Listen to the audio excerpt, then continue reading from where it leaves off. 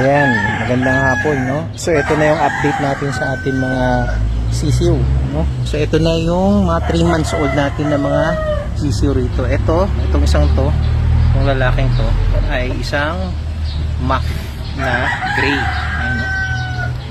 So, ayan, yung ating muff gray. So, meron din tayo rito, 3.5 months na bulik, no? Zoom natin, ha. So yan yung ating buntot. Binunutan natin ng buntot yan, no? 3.5 months binunutan na natin para mas gumanda ng kapal ng buntot niya. So yan yung ating 3.5 months na bulik. Bulto na agad yan.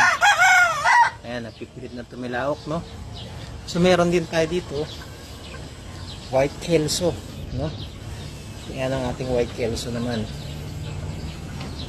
Ito ay kasing edad ng bulik, no? So 3.5 months itong white kelso natin na ito na lalaki.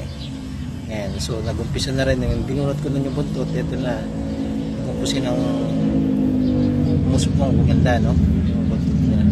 So 3.5 months na yung ating white kelso na yan, no?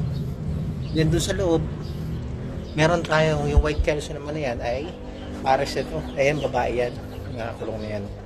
Then meron tayong babae rin ng bulik, para sinong bulik natin. At ayun, yung nagtularon, yun ay possum sweater, no? Purong possum sweater naman yan. So yan naman ang pinakabata, no? Yung possum sweater natin na yan, yan ay going to 3 months pa lang.